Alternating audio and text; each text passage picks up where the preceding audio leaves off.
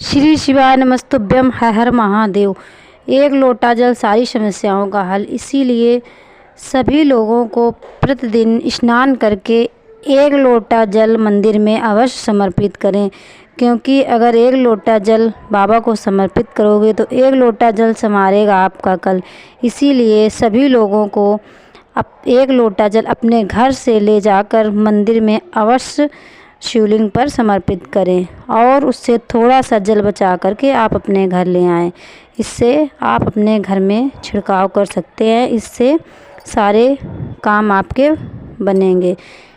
तो दोस्तों, वीडियो पूरा देखें और कमेंट में श्री शिवाय नमस्तुभ्यम अवश्य लिखें।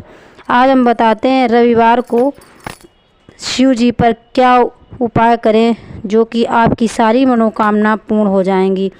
तो दोस्तों, वीडियो पूरा देखें और कमेंट में श्री शिवाय नमस्तुभ्यम या ओम नमः शिवाय या कोई सा भी शिव जी का प्यारा नाम आप लिख सकते हैं। इससे भी आपकी सारी मनोकामनाएं और इच्छाएं पूर्ण हो जाती हैं। इसीलिए आपको भगवान का कोई वीडियो हो या कथा हो पूरी ही सुनना चाहिए। इससे भी आपको बहुत ही फल मिलता है, क्योंकि प्रभु का नाम अगर सुनते हैं तो आधे मनोकामना और इच्छाएं आपकी कार्य बनना प्रारंभ हो जाता है। इसीलिए आपको वीडियो हो या भगवान की कोई कथा हो पूर्ण ही सुनना चाहिए। इसीलिए आपका कार्य भी पूर्ण होगा। तो आप वीडियो पूरा सुने और कमेंट में एक बाबा का नाम प्यारा सा अवश्य लिखें। तो दोस्तों, हम बताते हैं रविवार को क्या उपाय करें शिवलिंग पर जो आपकी सारी मनोकामना पूर्ण हो जाए। तो दोस्तों, चलो उपाय बताते हैं। सफ़ेद वस्तुओं को आप शिवलिंग पर चढ़ाएं और दान करें। इससे आपको बहुत ही जल्दी सारे कार्य बनना प्रारंभ हो जाएगा और सारी इच्छाएं और मनोकामना आपकी पूर्ण हो जाएंगी। जो कार्य आपके नहीं बन रहे हैं वो भी बनना प्रारंभ हो जाएंगे। तो आप सुबह स्नान करके बाबा के मंदिर में जाइए और एक लोटा जल और पूजा की सामग्री अवश्य लेके जाएं। बेलपत्र, सफ़ेद फूल, आक का फूल, हर श्रृंगार का फूल, अक्षत, जो भी सफ़ेद वस्तुएं हैं। अगर रविवार के दिन अगर बाबा पर एक सफ़ेद पुष्प अगर आप समर्पित कर देते हैं तो आपकी सारी मनोकामनाएं और जो भी आपकी कार्य नहीं हो रहे हैं वो पुष्प चढ़ा करके आप अगर बाबा से अपने मन की बात कह देते हैं तो आपके सारे कार्य और सारी मनोकामना आपकी पूर्ण हो जाती हैं। इसीलिए आप ज़्यादा नहीं, एक रविवार को ये उपाय करके अवश्य देखें। मंदिर में जा कर के एक पुष्प अशोक सुंदरी के और एक शिवलिंग पर 2 पुष्प आप अवश्य समर्पित करें। एक जो पुष्प आपने अशोक सुंदरी के स्थान पर समर्पित किया है उसमें 3 उंगलियां रख करके बाबा से प्रार्थना करें कि बाबा मेरी सारी मनोकामना पूर्ण करें। जब भी मंदिर जाएं तो अपने मन की बात बाबा से अवश्य कहें, क्योंकि जब आप बाबा से कहोगे तो आपकी इच्छा या मनोकामना जो भी है वो आपके बहुत ही जल्दी पूर्ण होगी। इसीलिए जब आप पूजा अर्चना करें तो बाबा के मंदिर में जा कर के आप अपने मन की बात अवश्य कहें। जो काम आपका रह गया हो वो आप नंदी जी के कान में कह सकते हैं। इसीलिए आप रविवार के दिन पुष्प चढ़ाएं और दही, दूध और जो भी सफ़ेद वस्तुएं होती हैं, चीज़ें होती हैं, वो शिव जी को अवश्य समर्पित करें और दूध, दही, घी से बाबा का अभिषेक करें। उसके बाद एक लोटा जल चढ़ाएं और बाबा से प्रार्थना करें कि ये मेरा काम आप पूर्ण कीजिए। और उसके बाद एक आटे का दीपक बना करके, गेहूं के आटे का दीपक बना करके उसमें गाय का घी जलाएं और उसमें दीपक में गोल बत्ती ही लगाएं, उसमें काले तिल अवश्य डालें।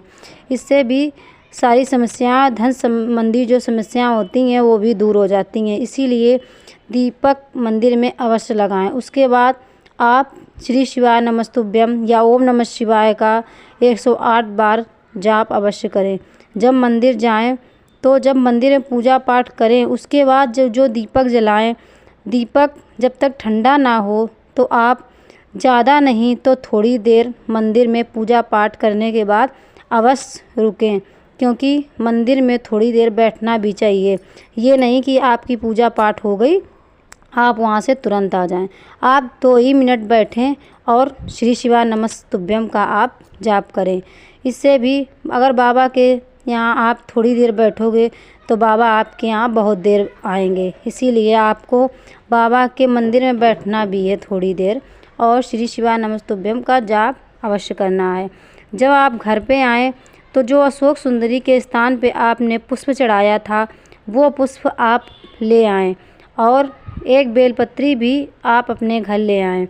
उस बेलपत्री को आप तिजोरी में रखें या खा लें। जो बीमार हो उसको अगर खिला देते हैं तो भी आप सारी बीमारी समाप्त हो जाती हैं।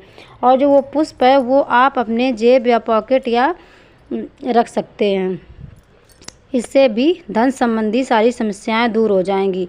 इसीलिए आप ये उपाय अवश्य करके देखें। और आप जो जलाधारी से एक एक बूंद जल टपकता है, थोड़ा सा जल आप अपने घर अवश्य लाएं और अपने घर पे और जो व्यापार हो उस पे आप थोड़ा सा अवश्य छीटें।